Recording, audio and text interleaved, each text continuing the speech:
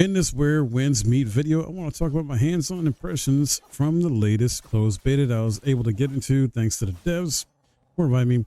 And this is a game that I've been looking forward to because ever since the initial trailer and some of the gameplay we've seen before a bit, or hints of the gameplay in terms of information and other trailers, because I didn't know exactly what it was going to be. It's going to be free-to-play action RPG, possibly some Souls-like elements and things like that in it, but at the same time, okay, free to play, like, how's it going to work in terms of microtransactions and other stuff? Like, how's the, gameplay flow going to be? And this is very, like, Chinese martial arts, too, inspired and really cool stuff here. So I would say, in terms of the overall gameplay, it is freaking fun as hell.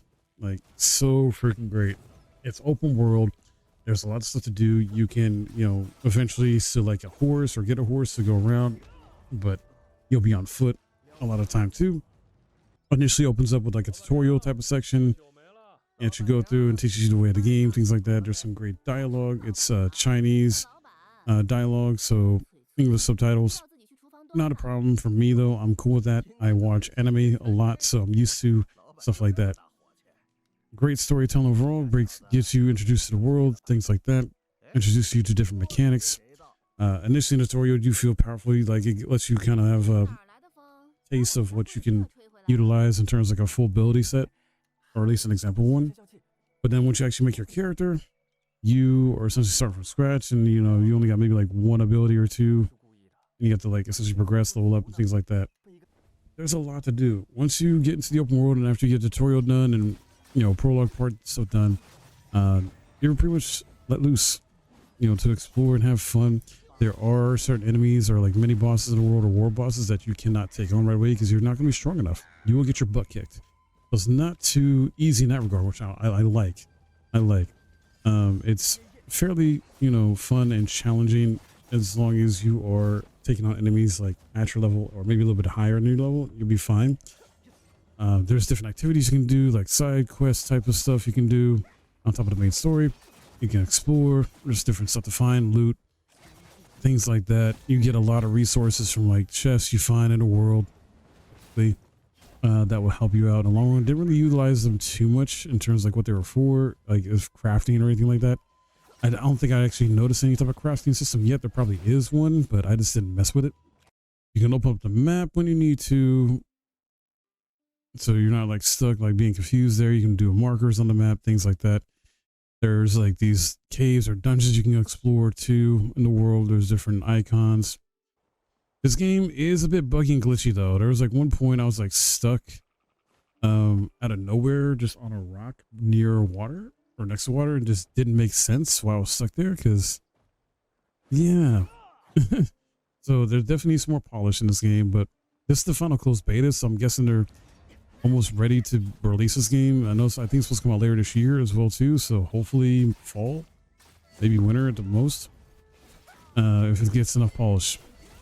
In terms of enemies, there's a decent variety of enemies in this game, from human enemies to animals to like some weird, crazy mystical type enemy bosses. Something else that's kind of really weird and funny at the same time is like you'll learn certain abilities just from like watching animals in the environment. I remember I don't have footage. I don't think I have footage here, but like on my stream when I streamed it, they're essentially a bear trying to get like honey with these bees, and you watch them and do this little type of like observation type of puzzle mechanic thing, and you learn a new move basically from doing that, which is pretty cool. There was like a goose or geese that had some thing where I just pressed the button, at the right time with the mechanic, how it worked, and then I got a new ability. The skill tree is pretty self-explanatory and easy to understand for the most part what you do. There's no attributes, but it's just abilities. You got gear, you got talents. So you are essentially just focused on that. No attributes like a Souls game like that. I thought it was gonna be like that in a sense, 'cause I thought at one point they're promoted somewhat as like a Souls game or Souls-like type of challenge. I believe that's going to be the case for certain boss fights though, but very flashy combat. There is, from what I have discovered though, a shop of some kind. There is free to play, so there is like a free shop, and with that being the case, that means That means there's a shop. That means there's going to be stuff you can buy that's cosmetic. There's also a battle pass. Apparently it's going to be attached to this game, which I am not really a fan of. I don't know why there are battle passes in the RPG. I mean, I know it's free to play, but come on now. Battle pass? Really? I blame Fortnite. Fortnite did start this crap. Because originally it was only tied to usually battle royale games, right? And then you got battle passes now spread through all different kinds of genres, like fighting games now with Street Fighter 6 and Tekken 8, for example. Free to play RPGs like this one, as well as I think what Genshin has now. I think Hoyoverse stuff. I think I could be wrong on that one, but you get my point. There's just battle passes are a thing now. Marvel Rivals is got a battle pass thing too. It's just insane. So there's all over the place. So, didn't fully look into it to see what you could do. There's also a draw mechanic too system here, because this is apparently a gacha game. Of all things, this is a gacha, a free-to-play gacha. I did not expect that at all.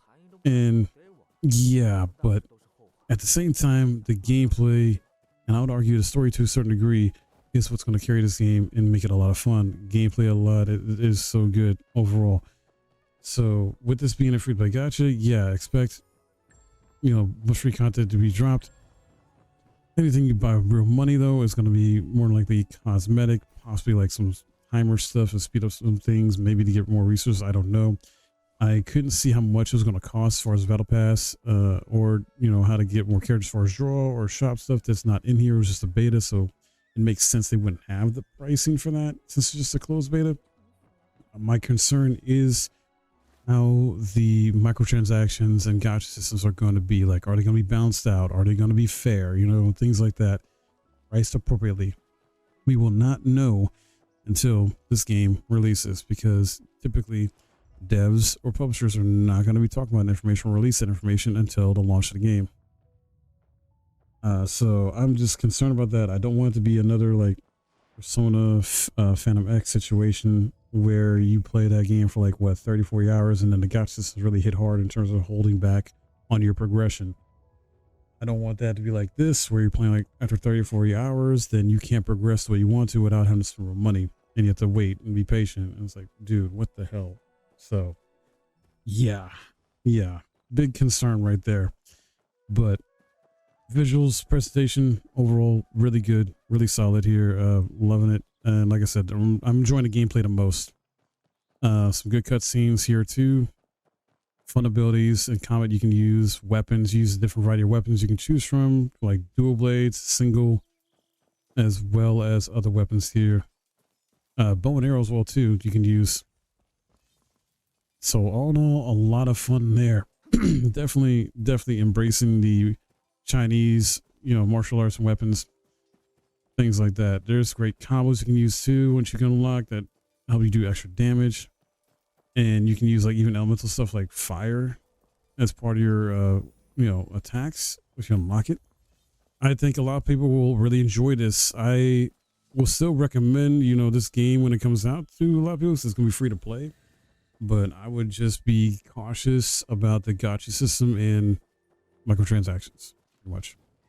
Be cautious, be concerned about that. Don't just spend money, on this game right away. Make sure you feel like it's fair, appropriate price, things like that. I will be definitely checking it out and give my thoughts when it fully releases. This is just my, initial impressions of it from playing the game. I think it's gonna be a lot of fun. I know I keep repeating myself probably on some things, but I can't help it, man. This game, when I played it, was really good.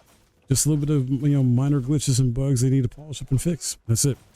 Cutscenes were great, visuals were great, music as well too, the dialogue, the voice acting, and yeah, overall presentation. So we'll just have to wait and see what happens with this one. But that's all I got for you in this video. Let me know your thoughts on this. If you learned something and enjoyed this, I would appreciate a thumbs up, subscribe for new, sound off in the comments below about if you played it as well too, if you're looking forward to this game or not. See you guys in the next video.